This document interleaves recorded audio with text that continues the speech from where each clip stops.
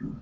Greetings to all listeners wherever on earth you might happen to be, feminists, non-feminists alike. Today is Sunday, the 4th of January, 2016. Happy New Year and welcome to episode 78 of the Vanguard Report. Today's episode will be something special. Ever since we started doing the Vanguard Report, we have wanted to get a feminist on the program. We have put out the call several times, but no takers.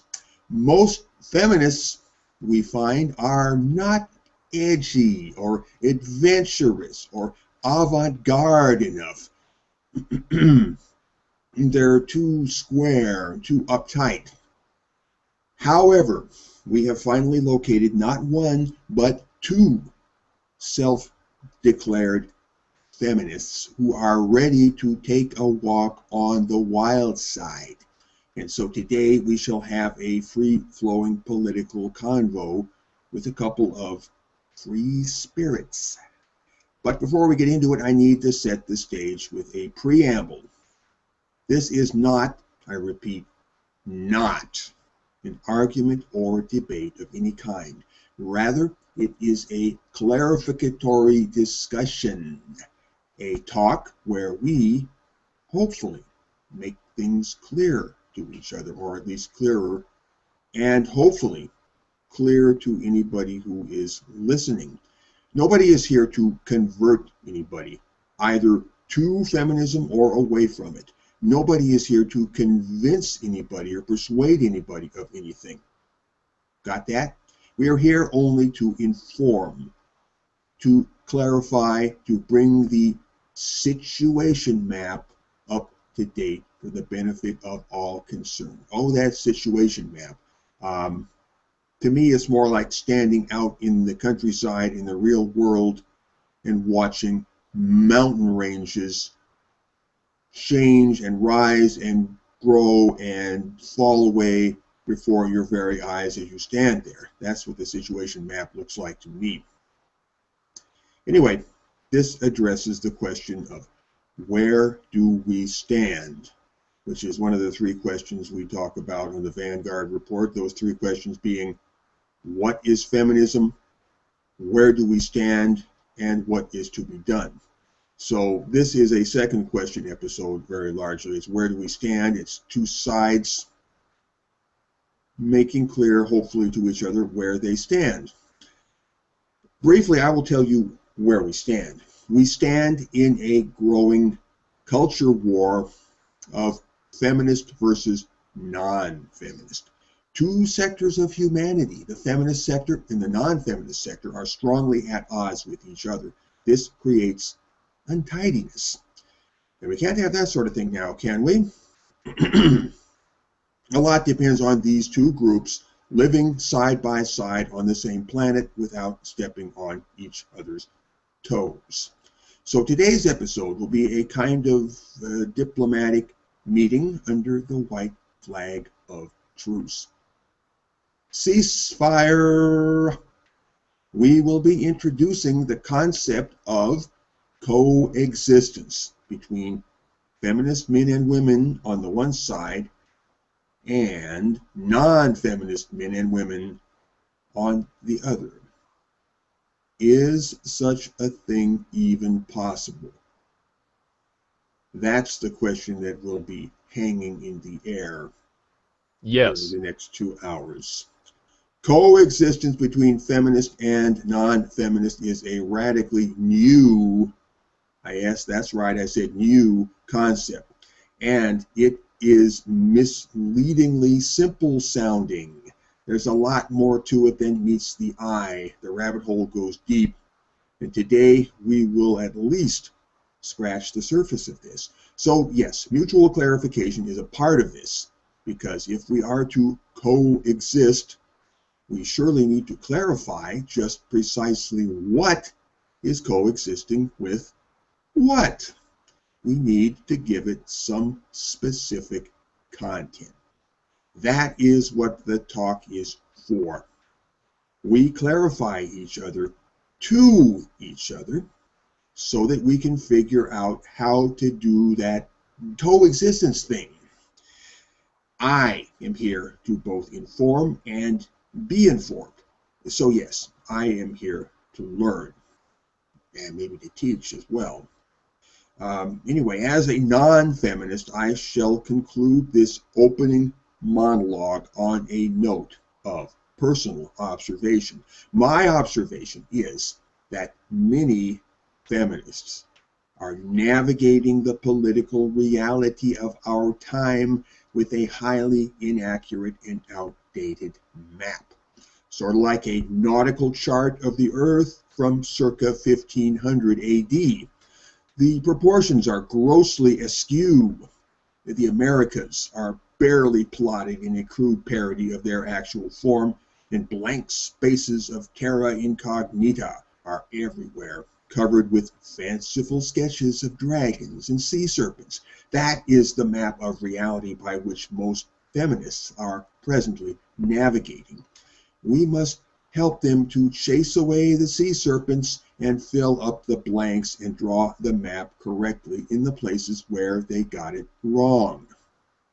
So, I am Fidelbogen, otherwise known as the counter-feminist, your master of ceremonies for this episode, and I am a critical non-feminist.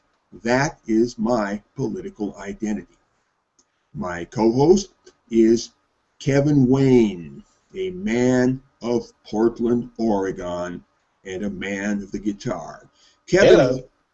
Yeah, Kevin. Didn't you say that you don't like to play by ear, that you prefer to use your fingers? Pretty much, yeah. The ear does kind of makes things a bit sloppy. Yeah, it's hard to get the chords right when you're playing with your ear. Even Hendrix found that out after. Even Hendrix, huh? Gee, I wonder what would happen if Paganini had tried to play the violin by ear. That would have been interesting. Been awesome. So, I am Fidelbogen, your master of ceremonies for this episode. I'm a critical non-feminist. That's my political identity. My co-host is Kevin Wayne, a man of Portland, Oregon, and Hello. a man of the guitar. Hello, Kevin.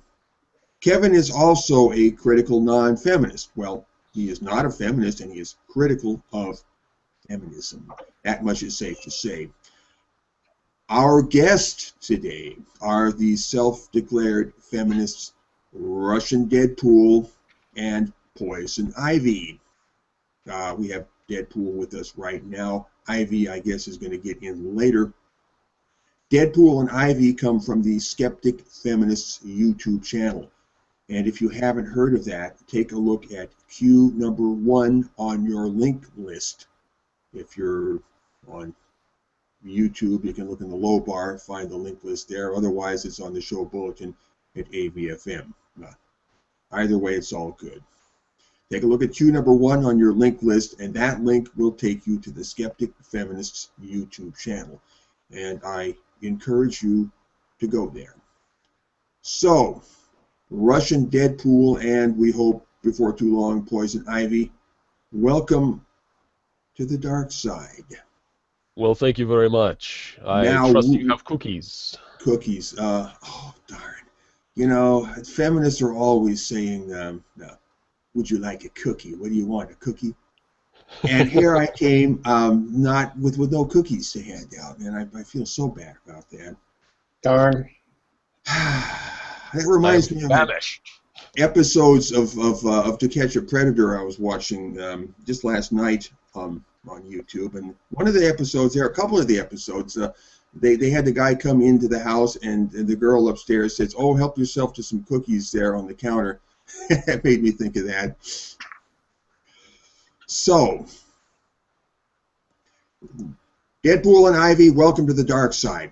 We don't like to mix the personal with the political, but I think that a round of introductions, albeit incomplete at this point in time, would be a good idea. So why don't you guys, or, well, Deadpool anyway, briefly tell us just a little bit about yourselves. Deadpool. Certainly. Well, I guess you can call us fundamentalist feminists. to kind of play off the trope that feminism is dogma. If it is, then the very basics of feminism is what we believe in. The literal dictionary definition, which is perfectly in line with secular and humanist values, which is, of course, why we're also atheists. Very firebrand atheists, to be exact. And we, too, are critical of feminism. But instead of non-feminists, I guess we're critical of feminism feminists. And our channel, well, basically we talk about the harm that all religions, including Islam, which too many of our liberal friends tend to shy away from, the harm that all religion does to boys, girls, men, and women all around the world. So we do not limit our content to only focusing on the plights of women. You know, when we talk about ISIS enslaving entire villages of women in Iraq, we also talk about them throwing gay men off of buildings in Syria and the rape of little boys in Afghanistan via Bashabazi. Things like that. All right. Sounds like you have a very full plate there. Indeed. So, yeah, you're a man of many thoughts there. Well, Ivy is not here, so we can't get a spiel from Ivy. Maybe we'll get something from her if she arrives. She'll be here shortly. She'll be here shortly, all right. Yes. Kevin, I suppose Yes, you want to introduce yourself briefly. All right. Yeah, I run something called Mankind Global Media Network, which is a YouTube channel. You can just search Mankind Global Media Network on YouTube and it'll come up. Twitter @MankindGlobal. We also have a Facebook group, which has been slowly but surely burgeoning, and more people are adding, and more activity is coming. We're sort of carving out our own little space in Cyberspace. Yeah. So that's basically where that's at, and yeah. All right. Well, so now it's my turn to give my brief intro to me, although this is not about me, but, you know, this is just how we do things on a radio show. I am Fidelbogen.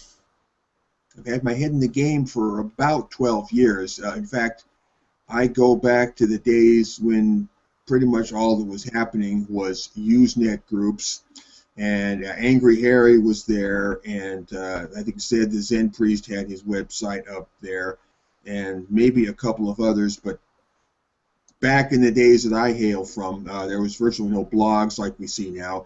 There was not this burgeoning population of feminist critical people on the internet. Back then it was more of a small little band, and my memories go clear back to those days, you know, even back to the days of Usenet. Other words, not to toot my own horn too much, but I've been around this scene for a while. And I've seen a lot of history, a lot of water pass under the bridge. I've seen all kinds of changes. I've been monitoring the situation map faithfully during that entire time. And, you know, I know a few people. I've got a few stories to tell, you know, yada, yada, yada. Anyway, I've done a lot of blogging, a lot of writing voluminously, and more recently, even some YouTubing. Now, I would identify as an activated non-feminist, as opposed to a more general or passive member of the non-feminist sector, who leans toward the counter-feminist side rather than the men's issues side. And yes, I am a hardliner, but I am a soft-spoken hardliner. I don't yell, I don't curse, I don't rant and rave. I see no need for that sort of thing. To me, all that sort of thing bespeaks, oh, shall we say, a certain level of insecurity, and can't have that. Anyway, so much for the scripted part of the program.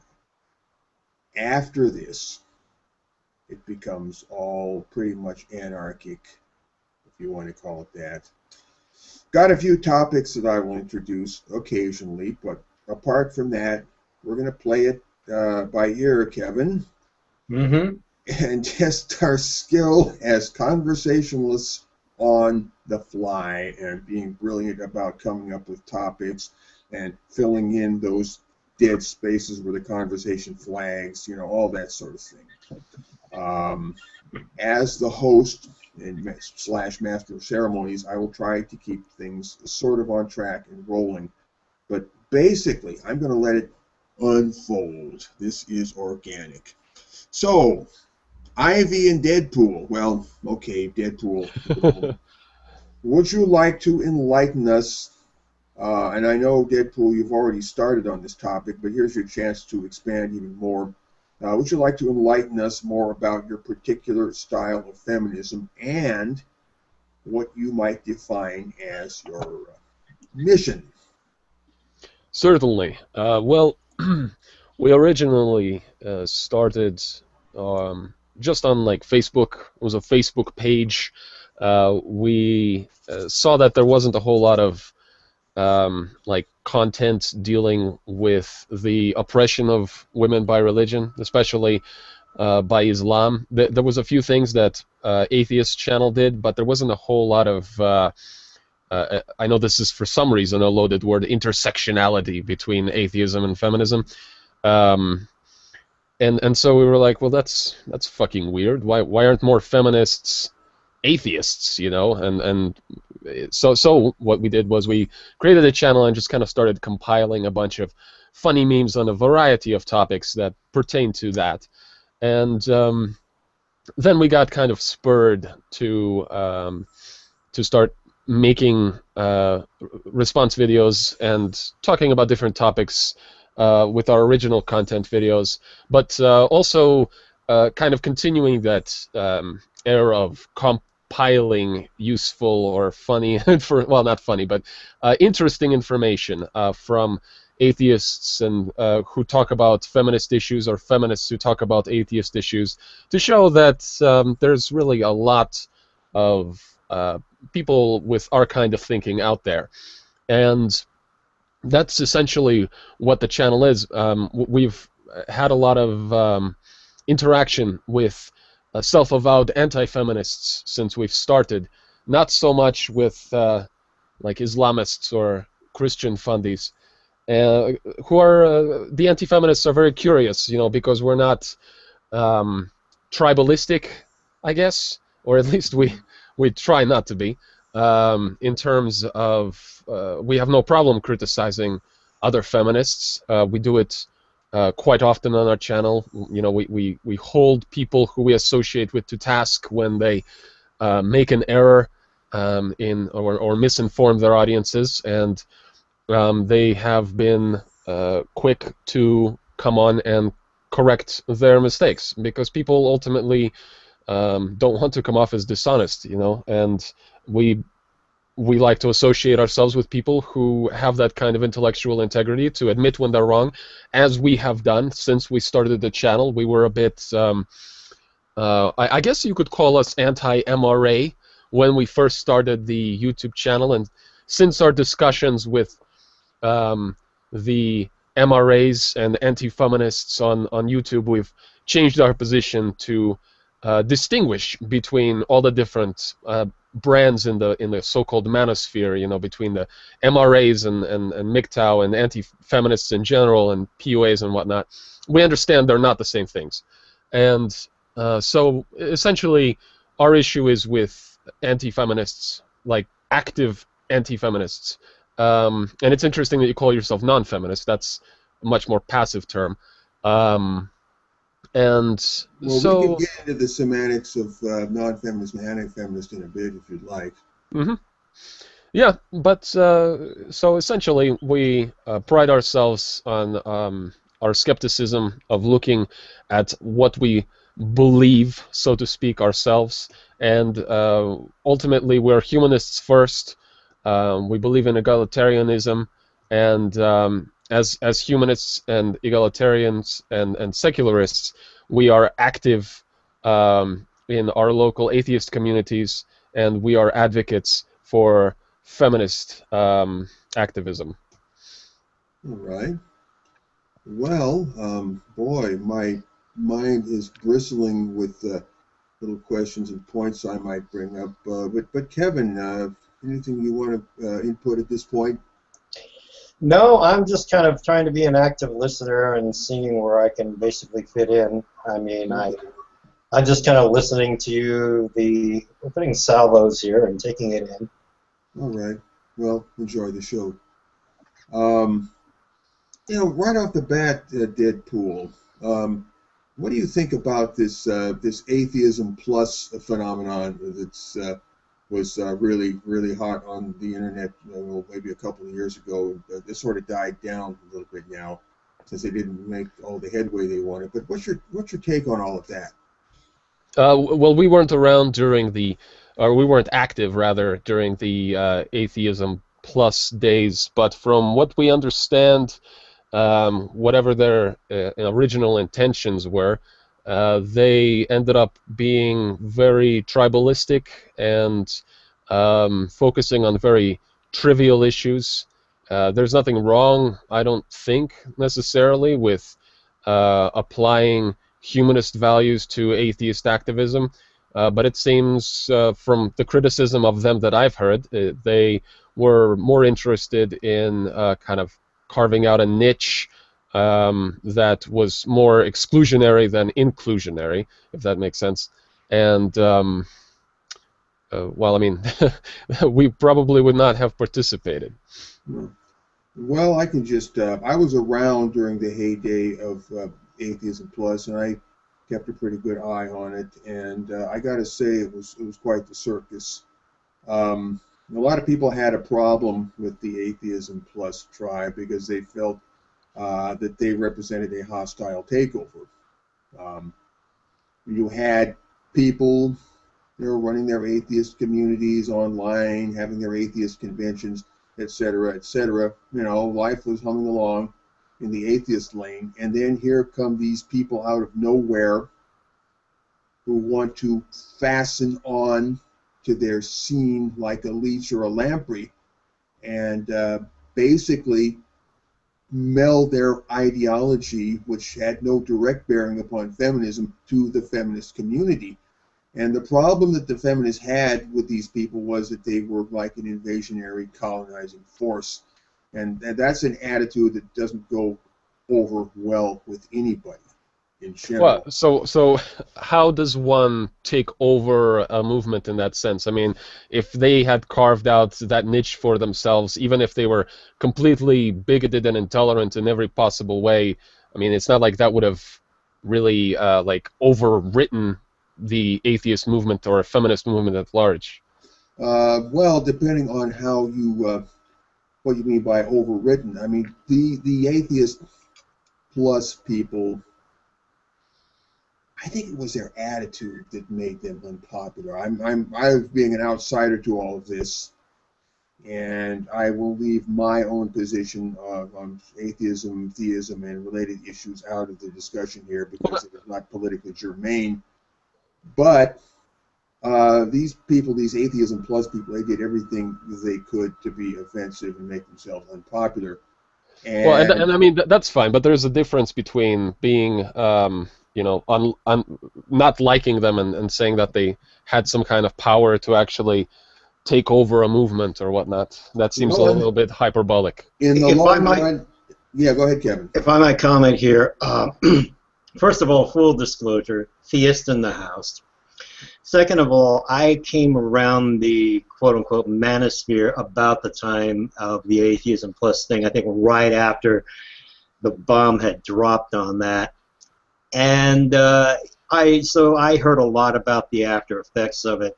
And the impression I got was like showing up at conferences and insisting issues are attended to that, you know, maybe the whole group doesn't really want to attend to, and or there might have been non-issues, you know, otherwise. Yeah, and even whether they are non-issues or whether they are actual issues, ones that don't speak to the whole group. Now, I can give a pretty good comparison to the men's rights movement itself. We have had people in the past who have stood up and said, if you're not right-wing conservative, get out of the movement. If you are Bernard not... Chapin, anybody? Well, I'm not going to mention any names, but personally, okay, but I won't do that again. yeah, I'm not going to mention any names, no. But and then there's been ones that have said there's a particular guy that is libertarian that told me to get out of the movement, and I laughed in his face. And Fidelbogen, I think, knows what I'm talking about. And so we've been different ones at different times have said, you know, if you, it's like they want to act like they own the place, and so giving others argument. Well, and in fact, there was a woman that tried to do the same thing to even less effect. Would that be? I'm sorry, I'm going to mention a name here. Would that be Woolly Bumblebee? That would be her. And yes, I remember Woolly Bumblebee.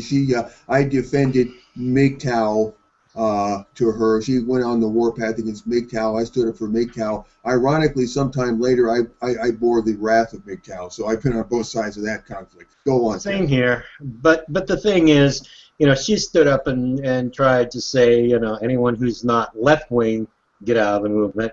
Which, I mean, is crazy because she said, if I may interject, she said, "Oh, you libertarians, just get out of here." That's like walking into the middle of the Vatican and saying, "Catholics, get out of here," or walking into the middle of New York City and saying, "Jews, get out of here." You know. Yeah, it's a bit ridiculous. I would say libertarianism of one flavor or another is kind of the essential cultural backbone of you know, the men's rights sector. It has a lot to do with it, but ironically, Warren Farrell, who wrote the text of the movement, The Myth of Male Power. Is that the text? I thought I wrote the text, but anyway, maybe I'm wrong. Okay, I think you probably did. My mistake. But anyway, The Myth of Male Power, the author of that, Warren Farrell, is from the left. He's a former associate of Gloria Steinem's, and former president of NOW, the only male president of NOW forever. And in any chapter of NOW, the only man that was ever elected president of NOW was Warren Farrell. And he ran into problems because he slowly started to dawn on him that there's such a thing as men's issues. And he tried to bring that up with his feminist cohorts, and they didn't want to hear it. So he wound up separating from them. But and he tends to be more on the left, and so I think there's still some vestiges of the complexion of the movement that's greatly influenced by his outlook. In any case, the bottom line is that people are going to come into chat rooms, to comments boards and conferences where you're there and just demand certain things go their way, and then there's going to be just friction. So I mean, Fidelbogen mentioned the MGTOW thing. I've had things where I'll post on someone else's comment section on YouTube, and someone will try to start a fight with me to get me to fight in public, basically, probably to make me look bad. And I've wound up having to block a couple of those suckers just so I can be able to, in peace, talk to someone and not have them bring these issues up, you know, because they want to bring a bunch of issues up and argue with me about them and all that. And in many cases, issues you've never even heard of. Well, in the case of MGTOW, I'd already heard most of their issues, and I know what their issues are with me. But that's neither here nor there. You know, as we mentioned before, and on our last hangout, we have Sam Arcan, who calls himself MGTOW. He's a mellow dude, cool cat. I like him a lot. You know, so I don't have any problem with the concept of MGTOW. It's only when they try to act like they own the place.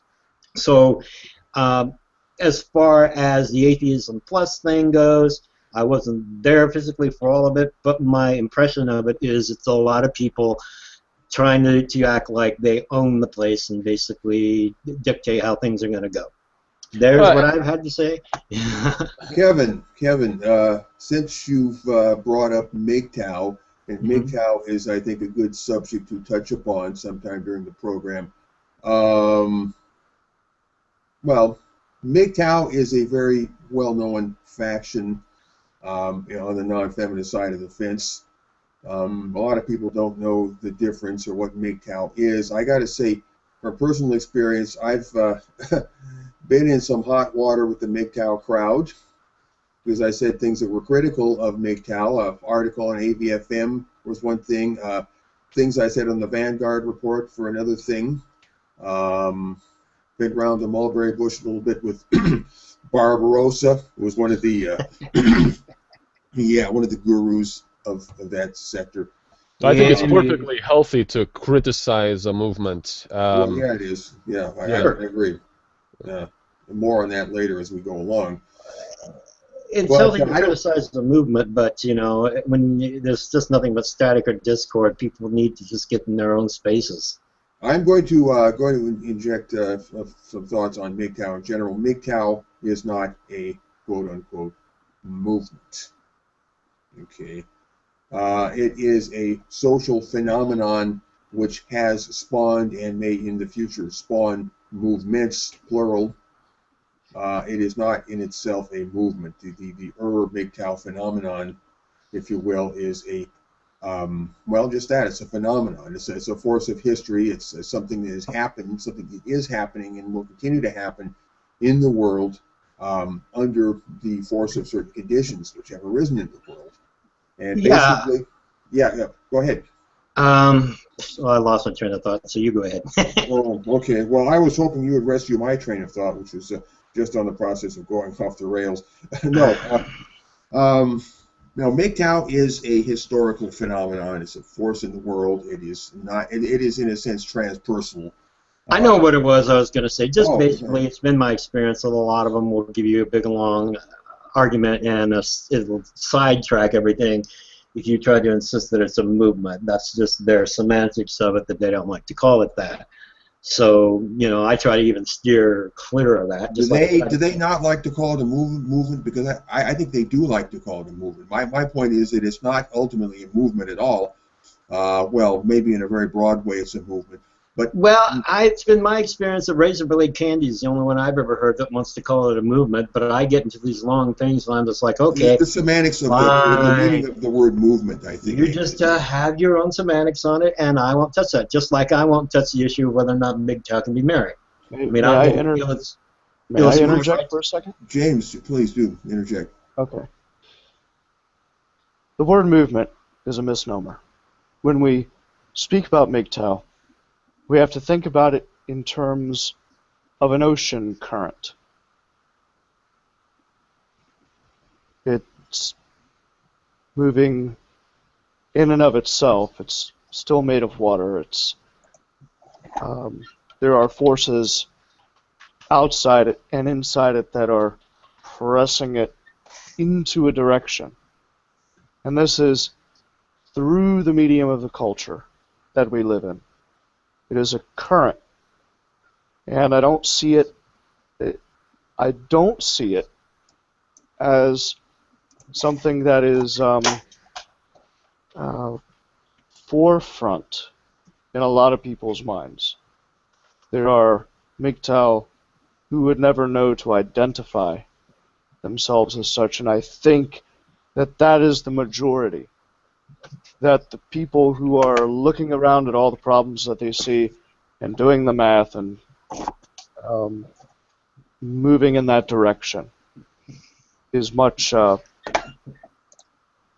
greater than those who are outspoken and who would lay the problems on the table in front of everybody. What we see are those people. And it's easy to call this thing a movement when all we see is those people. But the numbers bear out through marriage rates and through employment rates and through education rates that all these young men are in that current. And they're not saying a thing. They're simply living their lives.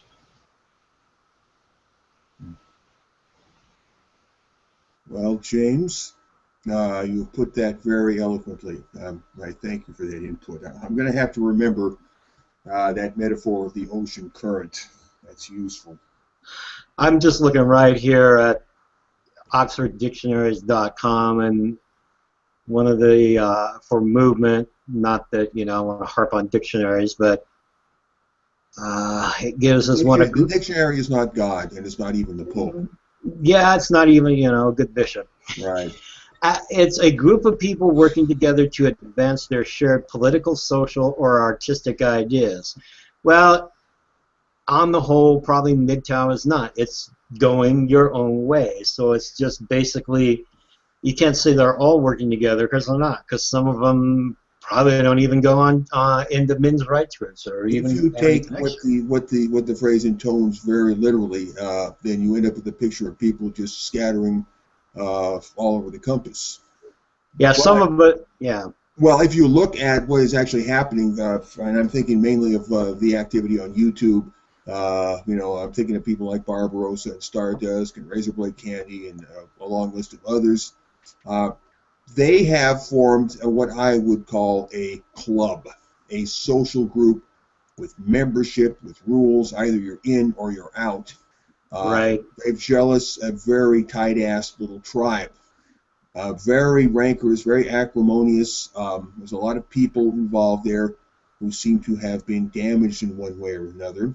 There's a lot of people there who are, well, in fact, their whole focus is very much, for all of their talk against gynocentrism, they are the most gynocentric lot I think I know, in terms of their obsessive focus upon the whole area, the whole subject matter of women and relationships. Now, that's not how I see MGTOW as a big, broad, socio-political phenomenon, but this group of people, whom I would call the MGTOW Club, or the MGTOW sectarians, in order to distinguish them from the MGTOW principle, they would come closer to what we might call a movement, but I would just call them a club or a sect. Well, we even talked the other night, Fedelbogen, about how you yourself have told other people you are, quote-unquote, going your own way, and you were interviewed for something called MGTOW Magazine, which is now defunct. So ironically, some people would call you MGTOW. You is two labels as a rule. I know you don't like labels very much. Labels make it easy for other people to throw you in a bucket somewhere and not think about about what you're saying or anything further about you. Right. So, but on the other hand, some people might, because of those things, call you MGTOW, and yet ironically, you were at odds with some of these other. I don't think anybody at this point would come up and say Fedelbogen is a MGTOW. And there's a bunch of MGTOWs out there who would take almost violent exception to me being numbered among their ranks. I mean, there's some Fedelbogen haters out there who would like to have my head on a pike. Well, yeah, and pardon the melodrama. Mine too, except that I've said what I've had to say about the whole situation, and so I just did like 2 or 3 videos, and I had another one where I was going to criticize a particular MGTOW person, and I've never made it. And unless it becomes really important to do that, I probably will not, because I'm probably don't even want to get into that. Well, once again, I see us trying to define where an individual molecule of water is placed in the ocean. And molecules move in and out of that current all the time. So when someone comes up and asks for that label or calls you through that label, it really is a misnomer, because you're trying to ascribe something nebulous and can only be defined through the current in its total upon that one molecule of water. Hey guys, Ivy has been here for a while now. Why don't we say hi to her? Let's rewind the tape very briefly to an earlier part of the episode, the part where we do the round of introductions. Poison Ivy, I'll call you Ivy for short. That's easier. Sounds good. Give us a brief introduction to yourself, who you are and a little bit about yourself, whatever you want to briefly share. Well, first I want to apologize for being late. It took a little bit longer to get off the mountain than I expected. So, yeah, I'm Ivy. I'm a feminist. I advocate at the moment, working on what I can do activism-wise, but at the moment I haven't been. But, yeah. And that's it. That's your introductory I don't blurb know. then. Yeah, I don't really know what to share about myself. All right. Well, Deadpool, he went on at some lengths, but anyway. He likes to do that. That's why he's our mouthpiece for the channel. Oh well. The YouTuber with the mouth. Yeah. I'm not too bad at going on at great lengths myself as well. Okay. Welcome to the program. Thank you. Ivy. James, were you the one that was talking, or was it Kevin just now? About molecules, it was James. Yeah, James. yeah, that was me. James, you want to carry on in that vein, or have you exhausted? I think I've said all I need to say about it. In summation, Okay. trying to define the individual through Well, anyway. MGTOW. Trying to define the individual through something called men going their own way is a little bit difficult, considering that the whole cultural shift occurring with men going their own way is much like looking at a current of water in the ocean. That is a very good way of looking at it. I have elsewhere compared it to a wave on the ocean, which is kind of the same thing. And since I happen to be married, I'm pretty much happily will stand aside and say, you are not divide it however you want. a MGTOW, Kevin. You are not a. What really bothers me, and some time ago I began to notice people saying things like, "Are you a MGTOW?" They would say to me, "Are you a MGTOW?" And that bothered me.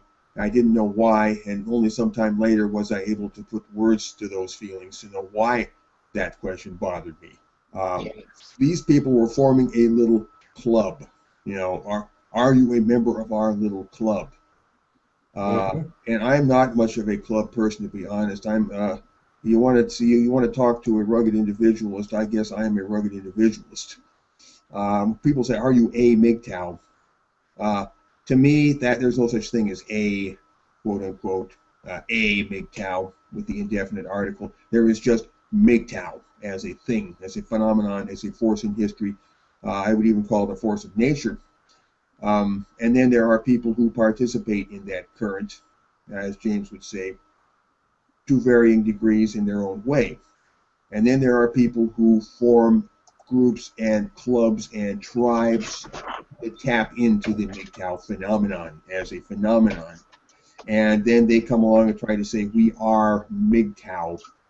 No, they're not MGTOW. They are a MGTOW-based social group. They are a MGTOW club. They are MGTOW sectarians.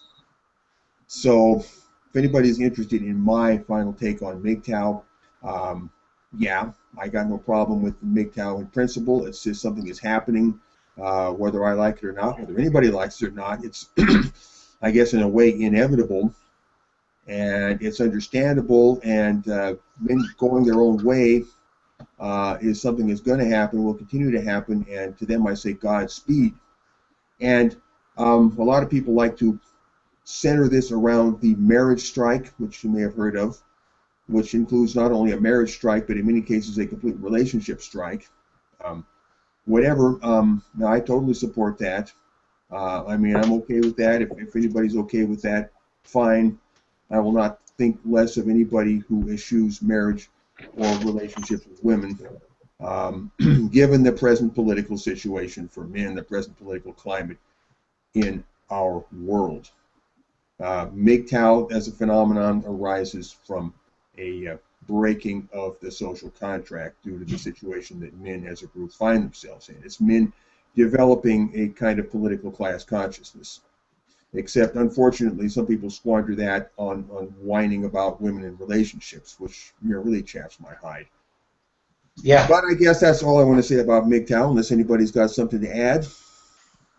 I'll just say that, as I said many times, I support them in that, but you support me in my right to make my choices, which is to be married to my lovely wife and in a traditional marriage, and that's where it's at. But at the same time, I am conscious of issues facing men, and so I do a lot of speaking out about that. Kevin, I think it's probably useful and accurate to say that you have had, on some level, a MGTOW moment or a MGTOW realization. And basically, I think the best way to think of MGTOW is as a state of mind, as a state of understanding, as a realization. Right. It's almost an existential thing. But you realize, you see the picture. Some would describe that as taking the red pill, which is another metaphor, that you hear around quite a bit. But however you want to describe it, it is an awakening of political consciousness, of a poignant understanding of what the situation is. It comes down on you like a ton of bricks. I have been, though, over the years. I thought about what about the concept of men's rights for a number of years. Whenever it would flash by in the media. Like when they had what was called the mythopoetic men's movement or something back in the 90s. On drums in the woods. Yeah. Right, and that was kind of news, and I remember thinking, what about men's rights and so forth. And then, just at different times where I've been in situations that is distasteful, dealing with college campuses and the feminist mentality there. I'd also thought about, what about men's issues? What about a coalition of men coming together to support each other in these situations? Mm-hmm. Anyway, now that you touched on the subject of men's rights, I got to say I am not personally, although this is not about me, but I am not personally a men's rights activist. My political focus is not on men's rights or men's issues at all. And one of the distinguishing hallmarks that really brings this feature to the fore in me is I don't use the androcentric narrative voice. And if you want to know what the androcentric narrative voice is, well, that's speaking from a male subjective perspective. We are men, this is the men's club. And, speaking as a man among men, speaking from the narrative standpoint of a male person. I don't use that narrative standpoint, which is one thing I think that would put some distance between me and any so-called men's rights movement. I am a critical non-feminist or counter-feminist. I just wanted to make that clear somewhere in the program. Now, since we haven't heard from either of the feminist skeptics or skeptic feminists at this point, I think we ought to hear from either Deadpool or Ivy. If anything we have said sparks anything that you want to say in response, have at it. Sure. Well, first of all, I think we're for a marriage strike for everyone. Okay. Just Why across everyone? the board. Why everyone? That's an interesting take you have on the marriage strike. Well, because marriage is a contract. It's something that was dominated by religions for a very long time, to the detriment of all involved. Back when women were sold like cattle, for example. I think giving that tradition any kind of credibility is not warranted, and further it pushes the idea of monogamy as being somehow natural, which I disagree with. Okay. So that's your take on the marriage strike. At least, as you view marriage as an institution. That's right. That's right. Which is not quite what they're talking about. No, I realize that. That was just my 2 cents in terms of... I wasn't talking about their version of the marriage strike or their reasons, merely what I feel about marriage in general. Okay. All right. Well, that's interesting. Ivy, you got anything? Yeah, Ivy. Let's hear from Ivy. Well, I guess I'm a little out of the loop. What is the specific thing about the marriage strike? Well, the marriage strike is a concept that goes back for quite a few years, being how marriage has become a toxic man trap, you might say, that marriage as an institution has become a rotten ship upon which nobody would wisely set sail, at least not if they're male, although it can have its benefits for women. Mainly for this reason, there is a marriage strike.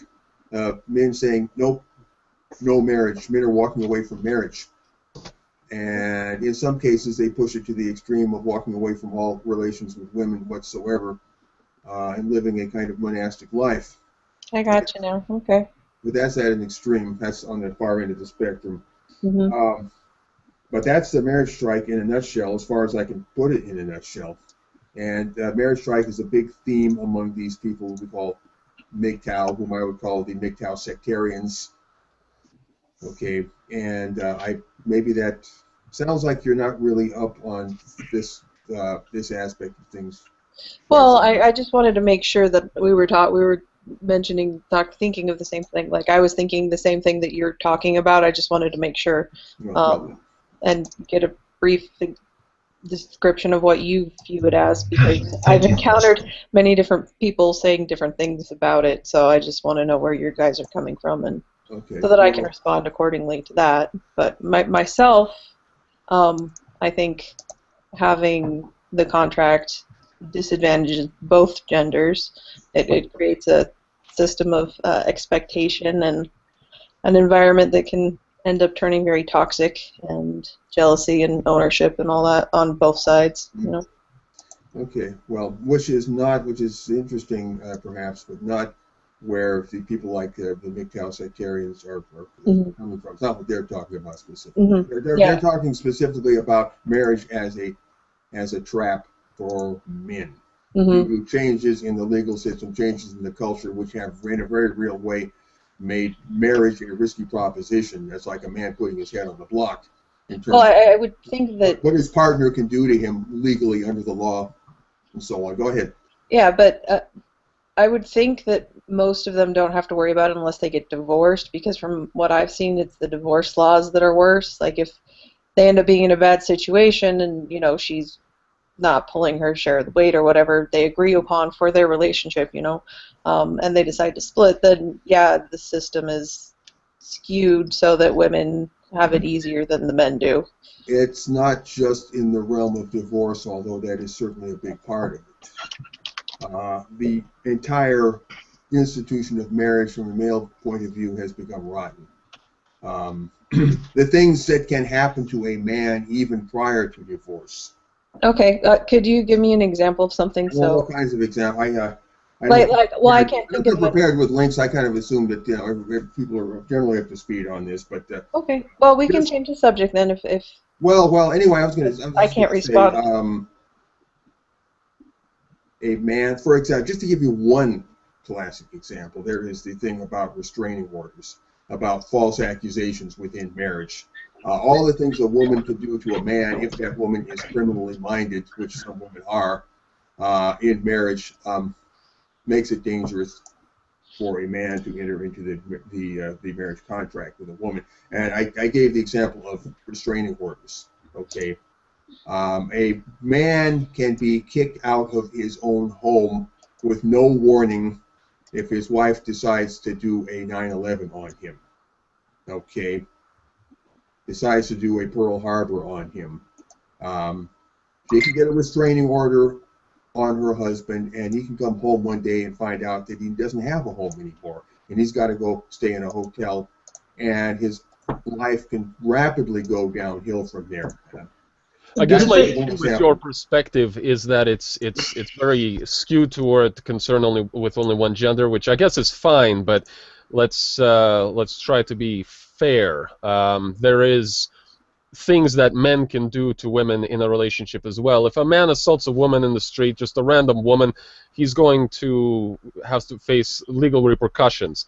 If a man forces himself on his wife or confines her in the home for 20 years, there's a lot more murky water involved in that kind of prosecution, to the point where she has to leave her house. She has to go to domestic abuse shelter. So it's not all about men. It's not all about men, but it certainly is partly about men, and it's that part particularly that is being ignored and swept under the rug.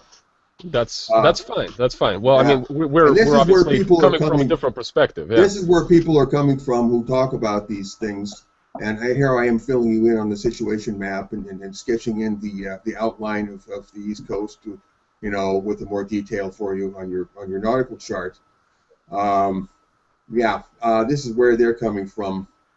They are specifically looking at what marriage has become for men, the advantages that are given to women, to wives in particular, under law, the things that wives can do to men, and a lot of men have, I think, wisely decided, for a number of reasons, and we haven't even scratched the surface, that the institution of marriage is a rotten ship, and they're not going to sail on that ship.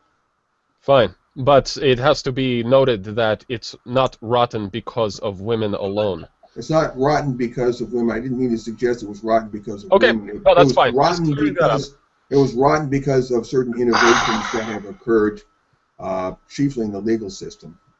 Can you clarify how often does this really happen, of men supposedly keeping women imprisoned in their home in 21st century? It sounds like something that's very melodramatic, you know, coming out of tabloids. Not to say it doesn't ever happen. I don't ever find it. We'll go ahead and encourage you to listen to our chat with a person who has worked in the shelter for the past 25 years. This was a recent one, wasn't it? That's right. It was the most recent chat. Yeah. And how often does that actually happen? It happens a lot, especially in ethnic communities. Look into some of the honor killing statistics. These people are confined for extended periods of time before they're murdered. What kind of ethnic communities are we talking about here? Not your average white community, I guess. But, but like these Pakistani immigrants, for instance, is the one that I'm specifically talking about in terms of honor killings. Okay, we will be doing a hangout for Mankind Global Media Network here in a couple of weeks, hopefully, and we'll be interviewing a girl from Germany that actually spent time in Pakistan, so she's going to give her take on what she saw there, and she's going to speak to whether or not Pakistan and whether or not a lot of Muslim societies are really this misogynistic wasteland that they're being painted as. There is a lot of controversy around that question. Well, Okay, so you will have one person with a clearly skewed perspective just by the way that you just described that. Why is she skewed when she's actually been there? Have you been there? No, everybody that we take our views on is an Arab from the area. We don't just make shit up. Okay. Well, we're not here to. I can't help that. We're not here to dispute that point. What we're here to do on the episode tonight is to simply map out the terrain of the feminist sector versus the non-feminist sector. So we will not go any further down this road now. Okay, but at least since now that you've Deadpool given me a clarification, I think we can say that at least in 21st century Western society, what you're talking about does not really happen a lot. You're talking about specific third world cultures. No, we're talking about immigrants in the West. Please familiarize yourself with some of our content. We really focus on that a lot. Okay. I won't bother, but you know, I'm just saying. I'm going to interject here, people. That's perfectly fine. As a master of ceremonies, let's steer the ship into the main shipping lanes here. So there is no right that a woman has or does not. How about next time you want to talk to us, you don't dismiss what we have to say, Kevin? Hey, you know what? I'm here, and I'm a free white person, and I can talk as much as I want. So you don't like? Okay, everybody. I'm going to lower the boom. I'm going to lower the boom on this avenue of conversation that's been happening here for the last few minutes. Okay. Let's steer it back on topic. Topic is basically, where do we stand? How do we draw the map? How do we fill in information on the map? I would just like an answer to the question, what rights supposedly does a man have in Western society that a woman does not? Are you suggesting that something needs to be illegal in order for it to be... Just make it illegal and then the problem goes away? Is that what you're saying? I'm saying what right is there do they have according to the law? If you don't want to answer that question... Excuse me, everybody. I'm going to lower the boom on this right now. Okay, We're gonna sorry. move the program along. Okay. Go ahead. We're going to move this along. What we're doing here is simply explaining to each other where the other side is coming from. You know, why they say, what they are saying, so we can simply better understand each other. You know, sorting out who's right and who's wrong, that can be done and has been done and will be done elsewhere plenty. So here we're just filling in the map, as I said, the situation map. So we started on this tangent. We were talking about the marriage strike, the institution of marriage being rotten for men. Sure, it could be rotten for anybody. I mean, life could be rotten for anybody in a lot of ways. You know, life sucks. Let's face it. Human existence sucks. Always has. Always will. But specifically and politically and topically, what these MGTOW people are talking about when they talk about the marriage strike is that men in growing numbers are walking away from marriage because marriage has been very specifically tainted against men in recent years in a way that it was not before, in such a way that, well, some would say it's disproportionately skewed to the advantage of women, despite whatever bad things might happen to a woman under a variety of circumstances. As an institution, it's not supposed to be skewed, but in the way it plays out in North America and Western society, as far as the legal ramifications and the way that it's pushed in certain sectors and the gyno sympathy that runs rampant in our Western culture, it most definitely has turned into something toxic for men. That cannot be denied. That cannot be denied. And I have no problem with marriage as an institution, but I see the reasons why a lot of them are eschewing that. And a few simple changes to the law could work wonders into setting things back on the right track. But go on. I agree. I agree. Like what kind of changes? I'm curious. Simple changes to the law, like not making it, just to give you one example, not making it so easy to hand out restraining orders. Another might be getting rid of the no-drop arrest clauses that we haven't even touched upon the intimate partner violence thing, but that factors into it as well. Yeah, no drop is something that a lot of police departments have in order for them to get VAWA money. To get VAWA funding, these police departments will adopt what is called no drop, which means there has to be an arrest on a domestic violence call, regardless of whether or not the woman or whoever the person that feels offended or abused, regardless of whether or not that person wants to press charges. And of course, it's almost universally the man that's arrested, but they will have to make an arrest regardless of whether or not he wants to press charges, and so it's usually the man that's hauled away. Yes, I think it's safe to say that there is a considerable element of anti-male bias, which is politically inspired at its root. And also we can talk about right now there are 107 lawsuits that are being levied against colleges and universities. Well, we're getting into the rape culture Title IX, dear colleague. Well, in fact, I'll even pull it up because I want to see how many they are. The number changes almost every time I look at it. Yes, always changes on the uptick, which makes my heart glad.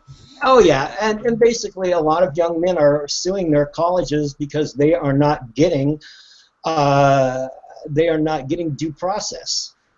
Basically, yeah, it's preponderance of evidence. Well, what they have on campus is not a court of law, full stop. It's an extra legal judicial proceeding, you might call it. I would call it a kangaroo court or a star chamber. Yeah, basically it's what it boils down to, and so a lot of men. A woman can make an accusation, and pretty much she doesn't have to do much to prove it. And but this is not even under the legal system. This is since it's under in an institutional context, they can do this. Of course, they can't send him to jail or anything like that, but they can kick him out of campus and scar him with the record for the rest of his life. Yeah, the problem with the campus handling these situations, I think, is very troubling. You know, they'll have like the fucking cook and the I don't know, football team players sitting at council in these meetings, and they definitely don't have due process, and they definitely don't rely on preponderance of evidence. Somebody starts crying at the hearing that could easily sway these so-called judges, be it for, you know, the and this of course is a problem for everybody involved. The person accused can be not properly defended, and the person making the accusation can be dismissed depending on who's listening. So it's definitely an issue. I agree with that. It's an issue, but the whole setup from the get-go shouldn't even be there. Yes, definitely. Yeah, it should just go straight to the police like everything else. Yeah. Oh, absolutely. So we're on the same page about that. All right. Definitely. So there we go. We came to an agreement on something. Yeah. Okay. And we're Hopefully not even working to come to an agreement, so that's nice. That was a bonus. Anyway, so we're not having any trouble filling the 2 hours. Well, we've been here for an hour and we've filled it pretty well, I think. Let's see if we can keep filling it for another hour. I've already said my say about MGTOW.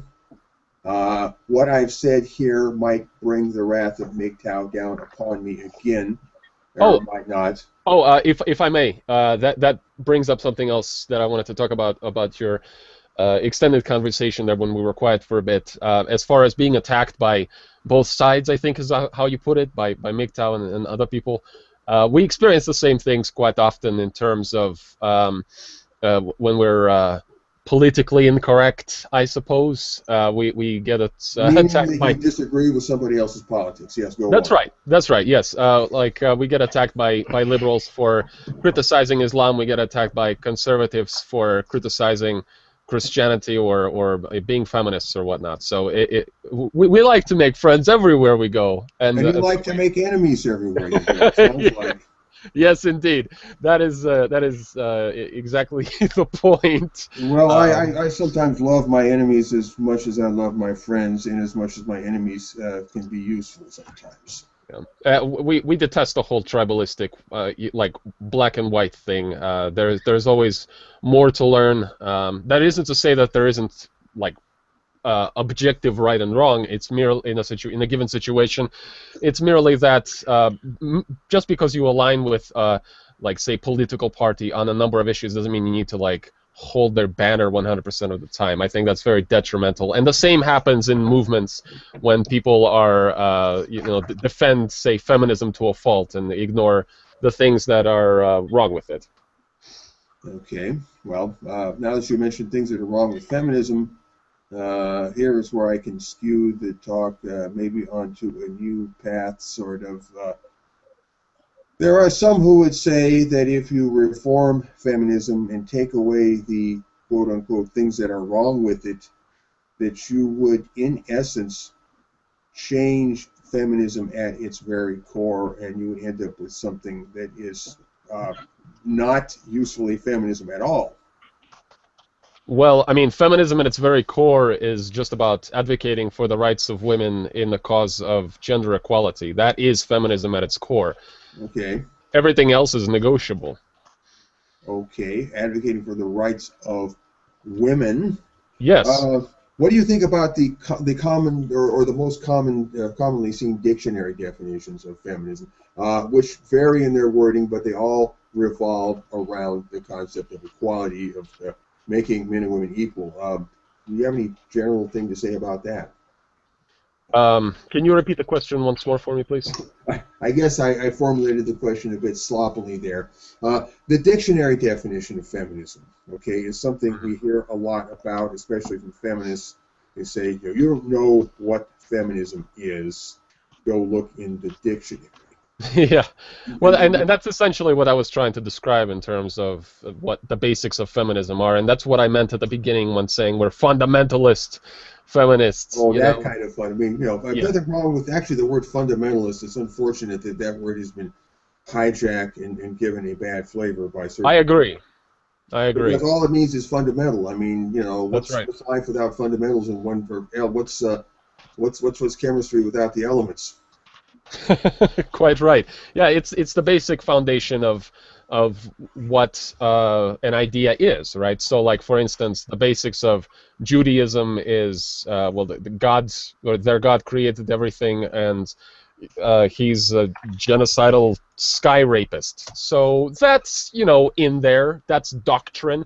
There is, as far as feminist doctrine, it is literally just like, here we go. We want to advocate for women's rights, egalitarianism, etc., etc. So everything else, as far as talking about wage gap and rape culture and patriarchy, all those things are negotiable, as I said. Croutons on top of the salads. Anchovies on the pizza. That's right. As you will. Okay, well, interesting.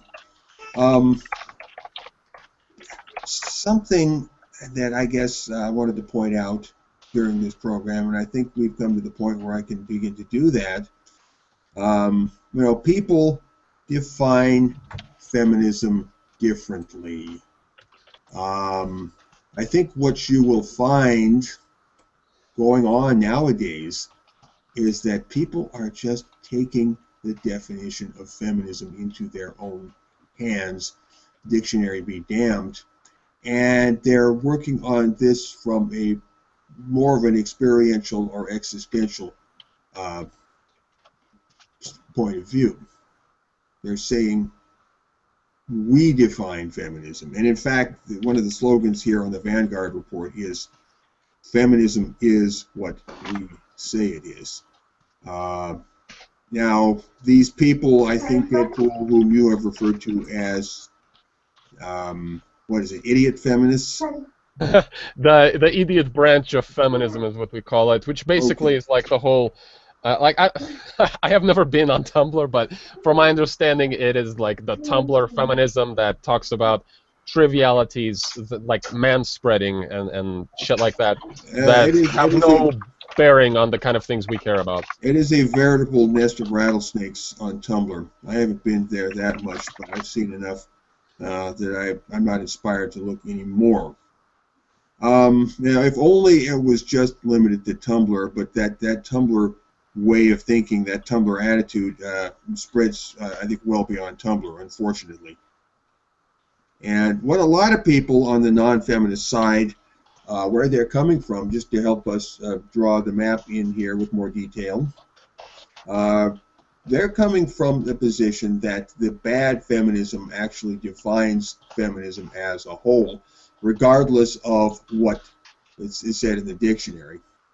Okay, and this is something, if you want to remake or rebrand feminism as something you can sell to the masses more easily, you're going to have to, I think, get beyond this these preconceptions in the minds of a lot of people. Because you're going to come up against this like a brick wall. I mean, this is just a fact, you know, take or leave it. Well, I like the basic fundamentals of men's rights advocacy. I don't think that I didn't know there were any basic fundamentals of men's rights advocacy, but go on. Advocating for the rights of men. Okay, which anybody who says that the half of the human race deserves equal human rights with the other half, and in reference to the male half, that person could technically be called a men's rights advocate. Agreed. So a lot of feminists out there, if you put the question to them, they would come off as technically MRAs. Yes. Which is funny. And of course, again, this is my chance to say I don't advocate the rights of men. That's not the gospel I preach, although I have no objection. But anyway, go on and carry on in the vein you were in there, Deadpool. I kind of lost my train of thought, actually. Can you? that happens easily. I do that all the time. Let me think. Sometimes the locomotive gets uncoupled from the boxcars and races ahead. Yes, indeed. Well, at any rate, the basic fundamentals, you know, of advocating for men's rights, the basic fundamentals of advocating for the rights of women, which the largest organization that does that is feminism. I don't think that needs rebranding. I think it merely needs to be, I don't know, like refurbished, maybe. Have the crazies that kind of lead the way not silenced, but sidelined a little bit by maybe to people who are scrape willing to. the barnacles off the hull, and those barnacles have built up to the point where the ship is almost totally obscured and the ship threatens to founder. There you go. Yes, we'll A lot call of work knocking barnacles off the hull to even reveal that there is a ship beneath all the barnacles. It seems like the barnacles outweigh the ship by a pretty considerable factor now. Well, perhaps the barnacles, as you call them, these extremists who are very tribalistic, they are doing no favor to their respective causes. So I think we need to be. Aren't their causes, though, in a sense, different from the causes you're talking about when you say their causes? Are they not promoting their causes as they... When I say their causes, I'm talking about both groups in terms of feminism and MRAs. Okay. You know, you got your... I mean, I don't... Well, I don't generalize about the non-feminist sector, but anyway... yeah, no, I don't generalize about feminism or the men's rights movement. You know, we try to distinguish between radicals or anti-feminists and MRAs and radicals and feminists and things like that. Okay, it's not helpful to... Yeah, go ahead. Can I stop you right there, because we're getting to something interesting. You said you distinguished between what between anti-feminist and something else. I said radicals when I was speaking in terms of the kind of... If an anti-feminist is... if an MRA happens to be an anti-feminist, then you can also, on the other hand of the spectrum, have anti-MRA who's a feminist, right? So we just call those people radicals, usually. Radicals. They're the people who run around and pull like fire alarms and shit. So... and they're not when you... Okay, the word radical means root. When you say radical, you are not saying that they are the root of anything. Just want to clear this up. They take things to the extreme. So they see the men's rights movement as the opposition to women's rights, which we do not. So they see you know, just anybody who's not a feminist as opposed to women's rights. Yes. Okay. Yes. Well, I've noticed that as well. That's a very important point. Basically, if you're not a feminist and you keep your mouth shut, you know, it's like keeping your head below the parapet in the trench. Whereas once you start to open your mouth, you're going over the top into no man's land, and you know the bullets are apt to fly. That's how it seems to work. Agreed. Yes. So you crossed the line from being not a feminist. This is something that we touched upon earlier in the program, and I said we might get back to it. And it looks like we're getting back to it. Okay. That is the semantics of you know, non-feminist, anti-feminist. As you see from my avatar there, you see the big billboard that says non-feminist. Yes, yes, and I actually like that quite a bit more than anti-feminist. And someone that's anti-something seems to be saying that they're unilaterally against everything that thing stands for. So we'll have anti-feminists who are subscribed to us, and they come on and they say, "Wow, that was a really great video. We like your perspective." Well, we'll still identify as anti-feminists because so many feminists, yada yada yada. Well, it seems to me like because you find something wrong with feminism, identifying as an anti-feminist is very extreme. It's kind of like identifying as an anti-liberal because you find some liberal principles or actions to be problematic. So we don't call ourselves like MRA or whatever, and we're not anti-MRA at this point in any way. But we don't call ourselves anti-feminists either. You know, like that's just you're extreme. not calling yourself, well, because that's too awkward when you pile up all those antis, you know. Yeah, yeah. It ties your tongue in a knot after a while.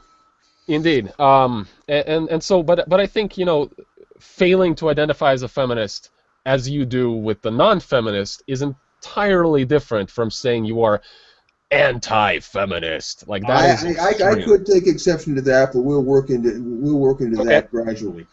All right. You know, I mean, you got to understand that being opposed to feminism, which is what anti-feminism means. You say, I am opposed to feminism, you are ipso facto anti.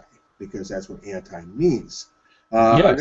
Another tangent we could go off on here, but it's a very important tangent, is the semantics of anti-feminist versus misogynist, Mm-hmm. and how so many people, exclusively feminists, I might add, conflate the terms of misogynist with anti-feminist, because on the face of it, superficially, the word anti-feminist is ambiguous. It could be taken to mean anti-feminism, or it could be taken to mean anti-female in some sense. There's just no clear indication within the word itself. And I don't know if that's necessarily true. I mean, feminism is merely. You might not think it's true, but a lot of people, might think it's true, and that's what's important here. All right. The real. Well, I mean, they don't know words very well. Then, I mean, feminism isn't women. Feminism is merely the advocacy for women's rights. I agree totally on that point, but that is if you're strictly going by the theory that the feminist and anti-feminist refers to feminism. Mm-hmm. But it could be taken to refer to anti-feminine.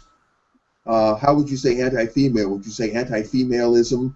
That's a awkward sounding word. No, you would probably just say misogynist or sexist or something. Okay. If you want to be strictly correct, and you're being honest in your use of language, and for that I commend you. But the point is that a lot of people are not so honest in their use of language. They play tricks. Okay. Well, and those people need to be called out on it. Yes, they need to be called out on it, and calling them out on it is, unfortunately, it's a hopeless task. It's like Sisyphus rolling his boulder uphill, and the hill is nothing. The hill is a mudslide to boot. Okay. Mm-hmm. Sisyphus rolling it, or shoveling mud uphill, maybe would be a better way of putting it. It rolls right back down to you. Exactly, and then trying to overcome this embedded semantics in the minds of so many people is a thankless task. Okay. Maybe it needs to be done, but it's extremely hard. Go ahead. And so, since we're talking about like honesty of words, that's why I wouldn't take issue with anybody who's a non-feminist, because that's basically just taking like a neutral position on the question of whether or not you should be feminist. Actually, I don't think it's quite taking a neutral position. But go ahead. Yeah, because it's like, I mean, if you are anti something, that makes it clear you are against that thing. If you are anti something, you are not that thing. Is that not so? No, that is what you would be in terms of a non-feminist. You simply are not that. Like it's like being agnostic about God or something. Means not a feminist. Simply that.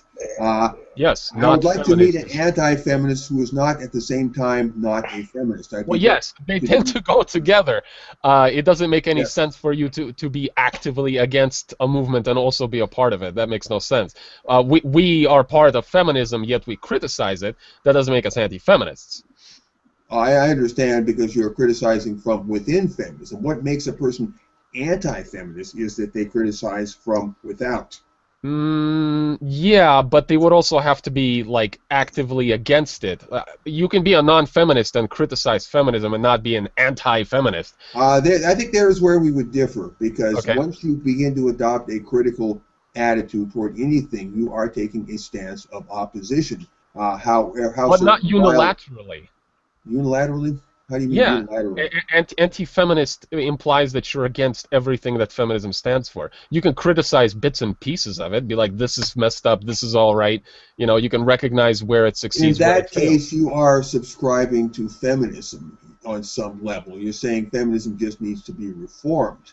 Only if you are yourself identifying as a feminist. You can believe in humanist principles, but not be a humanist activist, Okay. But still, I guess the point I would make is that non-feminist is the greater hold-on. It is the greater, the larger Matryoshka doll within which the smaller Matryoshka doll of anti-feminism nestles. It is the container.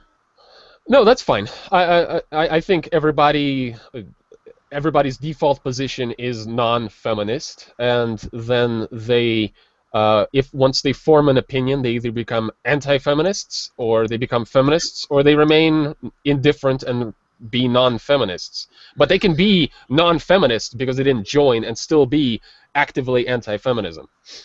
Fidelbogen, you probably may want to give a little bit more further exegesis and outlay of the way you see non-feminism. There may be some Non-feminism parts. is the void or absence of feminism. Well, from what I've heard, having heard you talk about it in the past, you are going on the assumption that feminism wants to basically place itself everywhere. Oh, yes. Thank you for touching upon that, Kevin. Yes, And feminism basically kind of subsume all paradigms into within itself.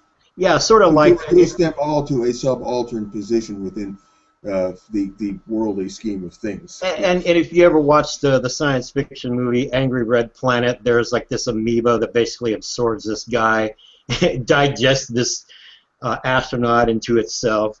So that's, according to what you were explaining, feminism Sounds sort like of The Blob, the 1950s movie The Blob. kind of like that.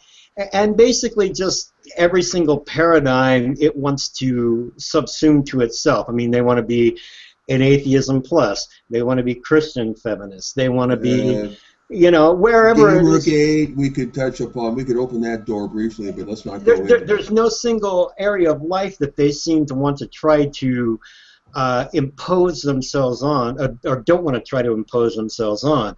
And so what you're saying is you're reminding the feminists, hey, the rest of the world is not you. And so... Non-feminist alterity, that is the phrase. Yep. Non-feminist alterity. There is the one thing, and then there is the other, the otherness of the non-feminist sector. Yes, that's an important concept. And to position oneself as other, in effect, in the long run, does come around to a certain kind of opposition, even if it's passive.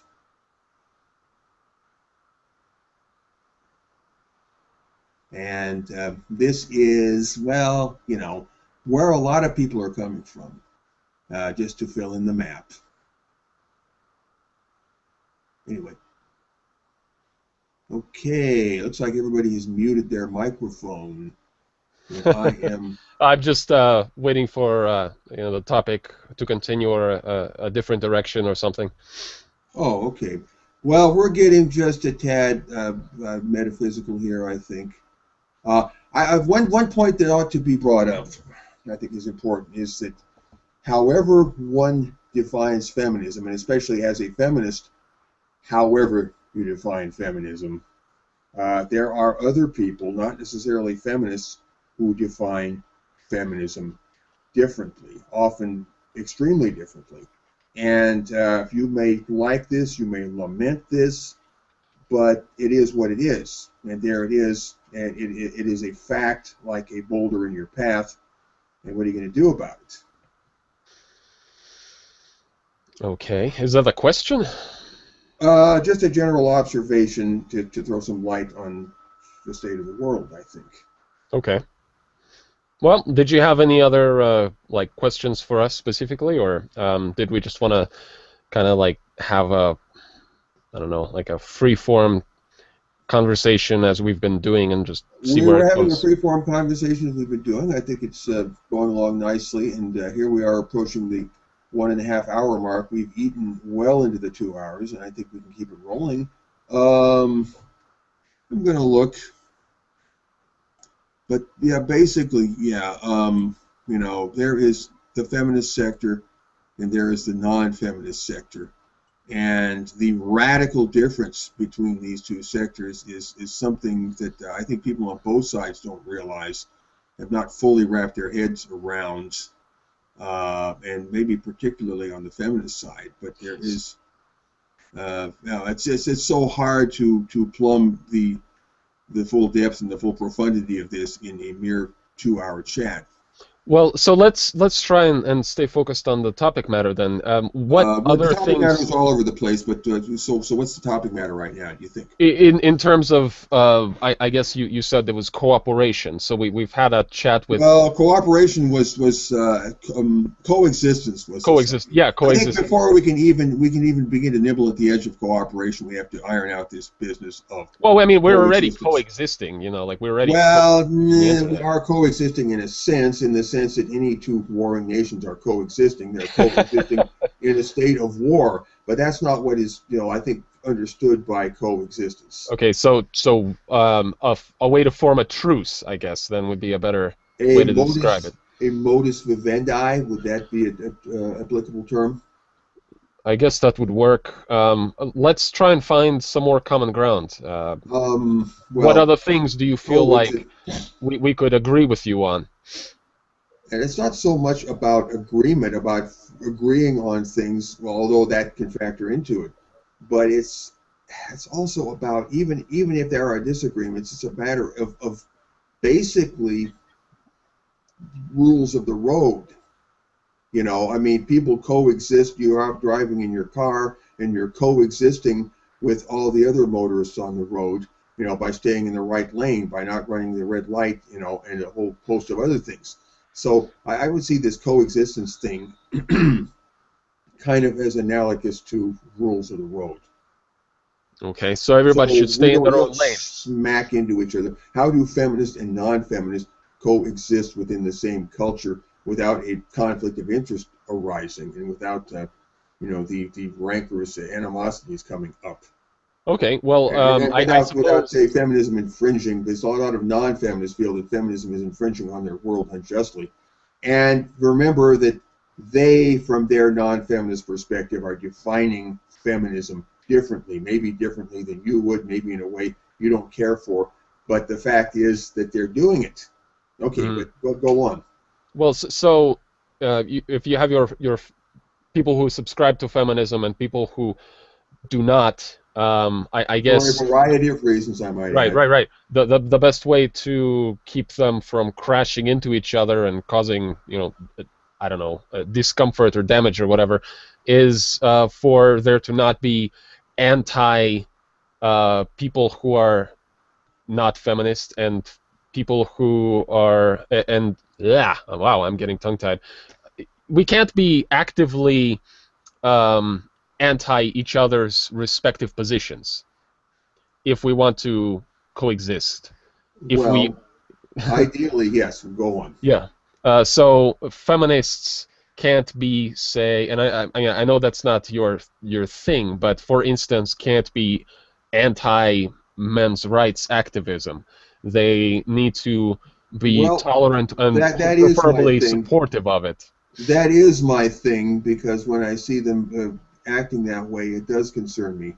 Right. Well, I mean, that enters into my mandate. Yes, it does. Sure, but you have established your position previously as being interested in dismantling feminism for the sake of people who do the actual I would describe activism. myself as a counter-feminist. That's been the name of my blog for many years. Counter-feminist. That sounds a little nicer than anti-feminist, don't you think? Yeah. It kind of makes it sound like when feminism encroaches on an area it doesn't belong in, maybe you kind of push it back out. Yeah, something like that. There you go. Okay, I like where this is going. Good. Yeah, and I have no problem with that. Feminism should focus on feminist issues, and men's rights should focus on the issues of men. And being rights movements as they are, they should not only coexist but help each other as well, I think, instead of this kind of all-or-nothing tribalistic animosity. Unless there is a clash of paradigms that could come up there. That's the thing, Two different sets of people, two different sectors operating from different paradigms in many cases. Right. Well, okay, so let's get into that. What about the rights of women would infringe upon the rights of men and vice versa?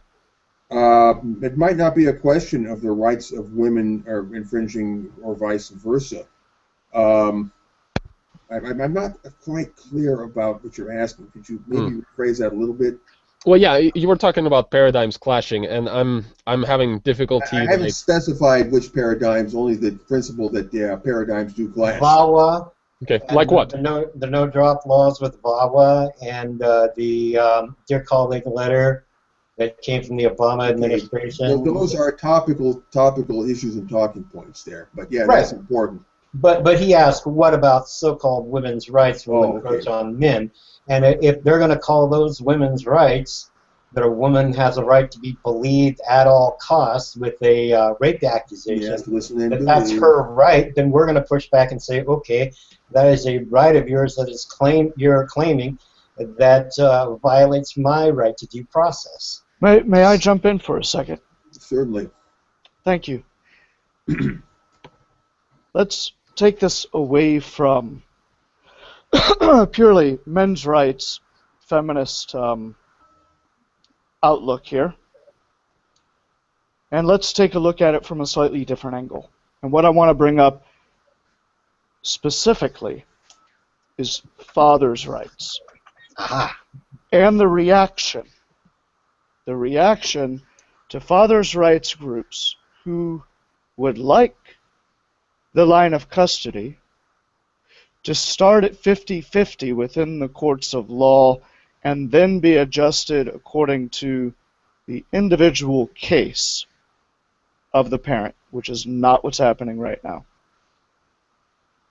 And the National Organization for Women's complete and utter disregard for fathers' rights in particular, saying that they were extremely dangerous, that they were a group of abusers, and they put this out inside of their public newsletters and memos. Okay? Now, the National Organization for Women is a huge feminist organization. When people think feminism in the United States, they think the National Organization for Women. Now, we can sit here and we can say, well, these feminists here are wrong, these feminists there are wrong. Hey, we should all just try to get along. But when I see fathers' rights groups who are asking for reasonable, lawful change being completely demonized by the largest feminist organization in the United States, then I really have to wonder if feminism is the way to go. I really have to take pause and wonder if any form of coexistence is even possible when you've got the people at the very top of the food chain coming out with the type of rhetoric that condemns groups who are seeking lawful change in a reasonable fashion. That's I would really like to hear something about that. Sure. Yeah, that's a great point. Custody is always a hot issue, and rightfully so. We think that it's one of the several points that the MRM prop up as important that we agree with. There is an inequity in the law in terms of seeing women as like the natural caretakers and favoring them in terms of custody. When men sue for custody, it's not always that they lose. It's just that okay. Let me start over. There's fatherhood is basically still seen as like discretionary, while motherhood is viewed as mandatory. And this is a problem, obviously, for fathers, and it's from the feminist perspective, it's seen as part of that harmful gender dynamic. In this case, harmful to men, and it's not blaming men for this dynamic. That's not what we're about. It's about recognizing that the gender dynamic is there, and that not all of it is is good. Not all of it is useful as a social axiom. And those that are harmful need to be challenged. And I think, as feminists, we need to address that imbalance in favor of fathers to make it more equal. And, you know, I mean, I can't speak for all feminists, of course, and we are not representatives of now, so we cannot speak for them either. But there are issues with custody on all fronts in terms of, maybe not equally, in terms of custody. And, like, there's 31 states in the United States that guarantee rapists custody rights to their victims. Like, if they force a woman through pregnancy, like hold her hostage for 9 months, that person still has the right to custody. So there is ridiculous laws that are still in place that need to be amended or completely revoked across the board. And it's not a matter of feminist versus men. It's a matter of shitty laws and shitty people and their preconceptions about gender that need to be challenged.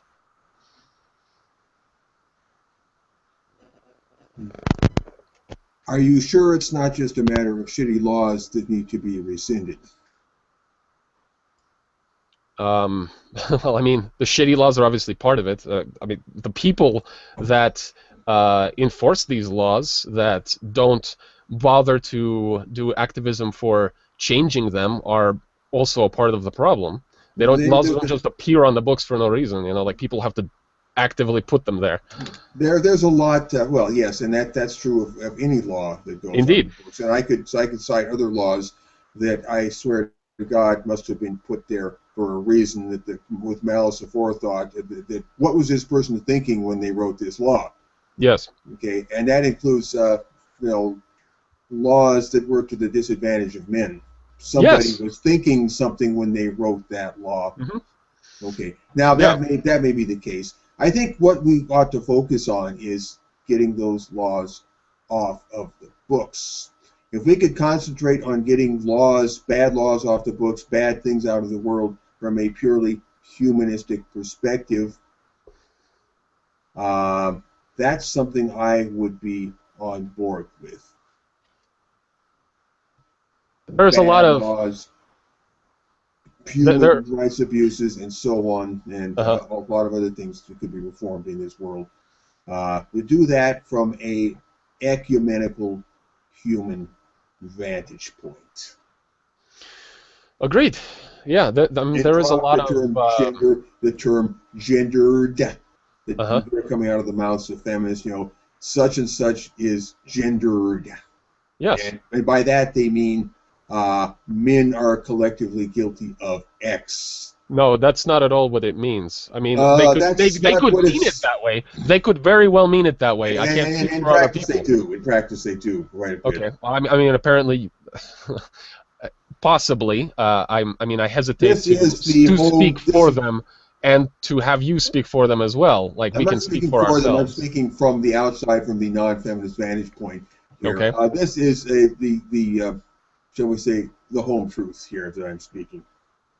Well, I mean, the whole truth is always debatable, depending on who you're talking to. No, I'm sorry. What I said was the home truth. Oh, okay. Gotcha. Well, yeah, certainly there's... the problem isn't the language. Like, saying that something is gendered, it can go either way, and it's in the case of custody, like it does. Yeah, it's not just about women being disadvantaged. You know, men are disadvantaged by these things too. In theory, it could go in an anti-female way. I find in practice that when most feminists talk about, they use the expression gendered. Something is gendered, and you scratch the surface of beneath what that son of a bitch is really saying, and they're saying something anti-male. You know, this serpent of misandry, hisses in the heart of the woodpile somewhere in their words. This I have found from observation, from experience. Well, this sounds an awful lot like the kind of feminists that talk about misogyny a lot, no? Oh, we could spend a whole 2 hours going on about the semantics of misogyny. Yeah. We got about 20 minutes left here in the program, 17 minutes left. You want to just spin off on the word misogyny a little bit? That'd be interesting. Sure. Misogyny versus misandry, for instance, like you were saying. Misandry don't reel. If you say so.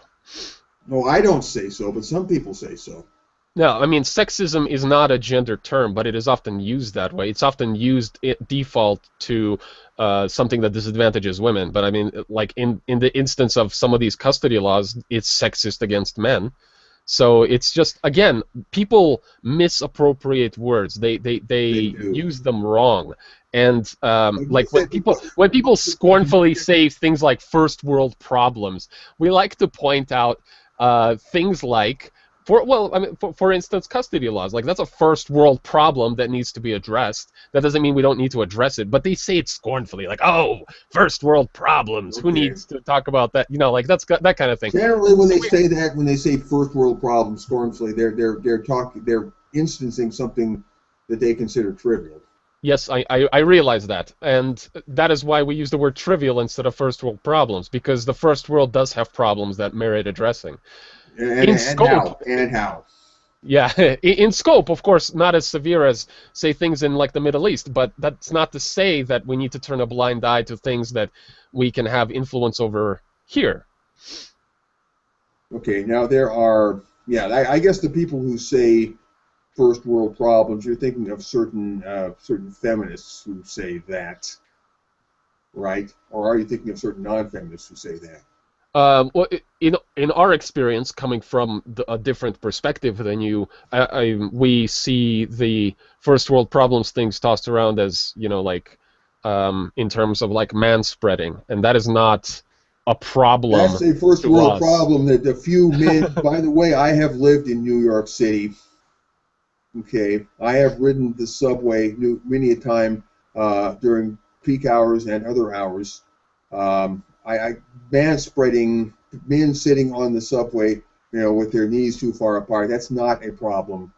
Yeah, it happens occasionally. I guarantee you that when rush hour comes along and people are packed in there, everybody is sitting crunched up with their knees together. I can guarantee that. Mm-hmm. This whole manspreading thing is a fucking non-issue. Yes, I agree. I think it does a great deal of damage to... This comes back to the thing we were talking about a minute ago. What were they thinking when they cooked this up? Somebody cooked this up out of their brain and with malice aforethought. I agree. The malice of whatever their intention in starting this has landed squarely on the shoulders of feminism, because it trivializes legitimate fucking issues, and we really don't appreciate that. It's like if we're doing atheist activism and we're trying to talk about the murder of atheist bloggers, and somebody says, oh, you just don't like it when people pray at a dinner table or something. Like, no, that's not what we're fucking talking about. So, you know, these things they need to be taken in scope. Some of these trivialities, fine, you know, you can talk about it, but people acting like they're major issues is absurd. Committing suicide, they're just distraught about losing their male privilege. That is absolutely obscene. Yes, it is absolutely obscene, and it's obscenely common is what disturbs me. Yes. The callousness toward suicide, the scornfulness. Human suffering on the male half of humanity, yes. Well, we don't focus on just the male half, but I know that, but in this particular case, we're talking about callousness toward, by certain people, toward half of the human race. Okay, got that straight. Certainly. I got you. Well, we were starting to talk about the word misogyny, misogynist. I guess I could get in my short take on that, my general take on that word, the term. That word is grossly abused and misused by people. It's used as a smear, as an insult, thrown around casually where it ought not to be thrown around, applied to people who are not really woman haters by any stretch. Mm-hmm. It's distorted and stretched out of all recognition to cover situations that have no bearable discerning upon the matter of hating women. Yeah. You know, talk about obscene. Yeah, and I mean, Graphically, they again, use this the word really misogyny. hurts the people who are actually harmed by, say, misogyny, in the same way that somebody calling everybody a racist really hurts the people who are actually hurt by racism. Trivializing and overusing these trigger words that make people recoil and demonize people, make them lose their strength and their meaning. And that is a problem. This kind of just casual mudslinging, it has got to fucking stop. In a way, it's like the boy who cried wolf. Yeah. The feminist who cried misogyny. There you go. So, well, my take on that is to kind of keep this on the straight and narrow. Misogyny, what is it really? Well, it's hatred of women. Yeah. Is it hatred of that woman over there in particular who happens to be a hateful person? I hate that woman over there because, by God, she's a terrible person, does hateful things. Is that misogyny? No. No, not unless it has something to do with her sex and gender in a wider scope that can be applied to any woman. In other words, misogyny means hatred or at least disaffection toward women as a class. Yeah, as a biological class in this as case. a sex, yeah. As a sex, as a birth group, a biological class, as you will. Mm-hmm. So, disliking a woman is not misogyny. Disliking a certain number of women, because there's a lot of women in the world. There's upwards of 350 billion females on planet Earth, and I don't think all of them are very sparkling characters. Some of them are Surely not. Surely not. Okay. I have not met every woman on planet Earth. I have not made the acquaintance of every woman on Earth. I don't think I'm going to quite get around to it somehow. I just can't Believe in yourself. I can't seem to pencil that into my schedule book somehow. It's just I don't have a very full schedule. But what a lot of feminists do is they trade upon or exploit the inherent ambiguity in the word women. Okay, no, I thought we weren't going to be doing a lot of finger pointing on this. Is that not? I'm not finger pointing. I'm just explaining that I'm expanding on something here. Okay, all right, go ahead. When I say a lot of feminists, well, I think we can agree that a lot of feminists are a certain way, which is what makes me have a problem with feminism. So, women. I mean, does it mean women in the plural, or does it mean women in the abstract? Okay, you see the difference. There are 350 billion women on planet Earth. That's women in the plural. You can go out there in theory and count every single one of them, do a head count, and you could, if you had the time, I suppose, walk all around the Earth and count every single woman, every single female there is on Earth. There is women, women, not pointing to any particular woman, not pointing to any number of women in the plural, but just referring to women as a phenomenon. I guess if you don't want to make it easy for the people that would want to lump you in with misogynists, it would be I'm learning to not give a shit about that anymore, but go on. Yeah, well, in terms of, since we're talking about it, if you, for instance, don't want to be called a racist, don't go around and call, I don't know, black people the N-word, or Right. or Arabs sand niggers, or whatever the fuck.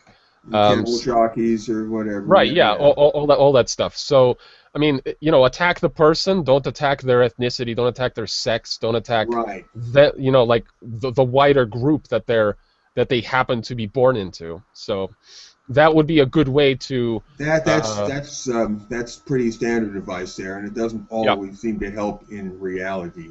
Well, no, but it does help in terms of anybody rational who's paying attention to the conversation, to insulate yourself against their people who are insulate and inoculate yourself. So when you say misogyny, I mean, in theory, you could hate every single woman on Earth. You could hate every single woman on Earth if you had actually gone out there and made the acquaintance of every woman on Earth. Well, no, I mean, you don't have to be. If by your standards you found every woman hateful, You could end up hating every woman on earth and not be a misogynist. To be a misogynist, you have to somehow hate women as a class due to some essential feature which is common to womanhood in the abstract. Yes. That's what misogyny would be. It's not disliking one woman. You could hate half of all the women on earth and think the other half are okay. Are you a misogynist? You could hate a lot of women or dislike a lot of women, but then like an equal number. Are you a misogynist? It's not easy to draw the line. It really isn't. No, but again, these are these are words, and they are applied to people sometimes or oftentimes too liberally. Like, oh, you're a racist, you're a sexist, you're whatever. Yeah, absolutely. So if you to safeguard yourself against unreasonable, or at least from misunderstanding from reasonable people, simply, and I mean this isn't like fascistic word policing, it's just advice, simply avoid using terminology usually associated with misogynists or sexists. Don't call women cunts or like whores or whatever, or sluts. Bitches. What about bitch? The B word. I don't know. That's the word that women throw at each other a lot, as we all know. So, I mean, a black person calling another black person a nigger is I mean, that doesn't mean that you should walk up and be like, you nigger! No, they don't say you nigger, they say, hey. Yeah, but I know, exactly. But if you walk up and you say it in that tone, that would be entirely different, would it not? Yeah, it would have entirely different connotations, and it would be offensive to them as a class of people, not just that one person. So your words do matter. I think we get the nuances here. Yeah, words do matter. Okay. So, yeah. Anyway, I just wanted to say a thing or two about the M word.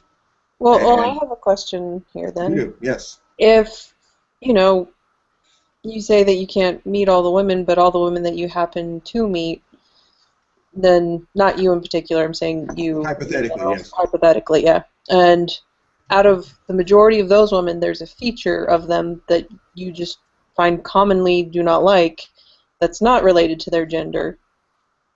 Would that still be an instance where you would say that it's a misogynistic thing or not? Okay, you're asking me this. Yeah, I'm just wanting your input on it. Okay, I'm not quite clear on the question. If you meet a group of women and they have a feature in common which is not related to femaleness, is that what you're saying? And on the strength of that, I should dislike this group of women. Well, I mean, or would that just be something else? Depending on what the feature is, I mean, if I could pick any number of women out of the mass of the female population who had a certain deplorable characteristic, and on the strength of that, I would say, yeah, I don't like them. But you wouldn't just automatically judge all the future women you'd meet? I would not ever let's make this clear, I personally would not judge any women as people that I have never even met. Okay. That's like making a judgment about something completely imaginary. Okay. Yeah, I'm forming a completely imaginary scenario here, so I'm realizing the word salad. That's why I'm trying to work it out. It's not rational to hate something or somebody which, for all practical purposes, does not exist. At least not for you. Okay. You can judge a person. You can judge a person by their individual merits. You still maintain a level of caution. And I think that is pretty much where many people are coming from in their approach to gender relations nowadays. Is they will look at the individual. They know they have their own preconceived biases. They will force themselves to attempt to judge somebody by merit, but they will be cautious, because a lot of what is seen and a lot of what is told are horror stories over and over and over again. And it has an effect. Those news stories have a And way of occurring. yeah, there's also, once bitten, twice shy. And, that happens on both ends of the, it happens to both genders on a regular basis. I saw some very virulent people inside of a forum at one time. I went in and collected a bunch of that information, and come to find out, a lot of these people were rabid, absolutely rabid. And you had to wonder what kind of damage was done to these people at some point in their lives for them to be so hate-filled. Now, it didn't excuse the hate that they were filled with. James, Huh? James, I'm going to have to cut in. I think the brick wall of death is approaching fast, is it not? Yes, I believe it is. If you want, you can run it. If you want, you can run it a little over. Oh, well, if you want to, finish up a little speech you're making, we'll run it a little over, not too much over. Yeah. Go ahead. Now, as I was saying, looking at what these people were saying, it didn't excuse what they were saying, but it does make you realize that there is a point where people stop judging others on their individual merits and start judging others as a group. And that needs to be guarded against. It's a tipping point or critical mass where that begins to happen. Exactly. Yeah, that has to be guarded against. That has to be guarded against. Yeah, I think everybody has to take part in the work of guarding against that. Indeed. Yeah, thank you. Anyway, so okay, I guess we're coming close to the brick wall. It's been 2 hours. I'm not going to run it much past 2 hours. I didn't know we had the option to run it past 2 hours. But anyway, we have, I would say, not scratched the surface. We have scratched the surface of the surface of the surface. We have not really dug into a lot of the areas I was hoping to dig into. But I realized that some of the areas I was hoping to dig into are mighty deep, and pretty hard to pack into 2 hours, especially when we are constantly going off on other tangents and in rabbit trails. But I think we need to wind this down now. This has been the Vanguard Report, episode number 78. Everybody look at the link list. I think there are four links on the queue list there. And there are some other things in there, other items. A couple of those links go to a couple of articles of mine, written material of my own, which, in my estimation, has some kind of bearing, more or less, upon all that we talked about in this evening.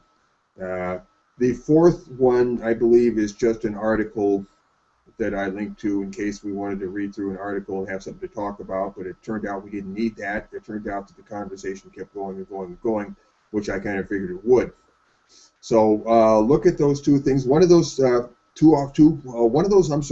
links on there is to the Counter-Feminist Cyclopedia. People are always talking about dictionaries and dictionary definitions. Well, by golly, I went and wrote me a dictionary. I call it the Cyclopedia, because it's like an encyclopedic dictionary.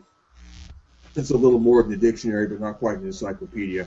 That is on my blog, and it's in one of those links.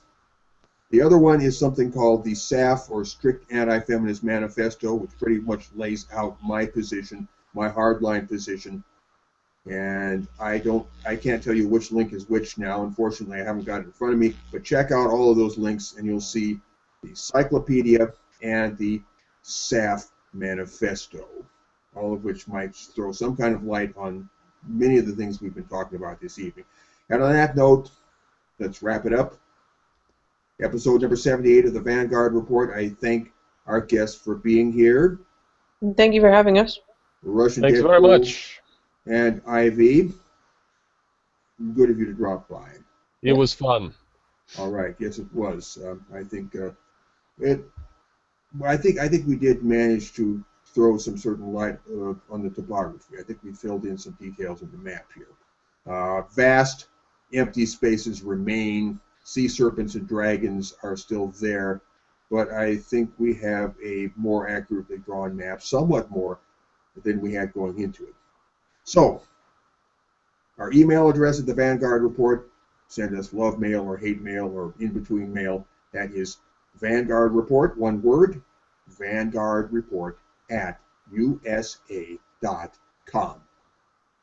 And we wrap it up until next week. Next week, we will go back to our regular Monday time slot for episode number 79. So there'll be no Vanguard Report tomorrow when you might normally expect it. We made an exception by putting this one on Sunday. So until a week from this Monday, remember, as we always say at the end of the Vanguard Report, feminism is what we say it is. Everybody, see you next week. Take care. Ciao.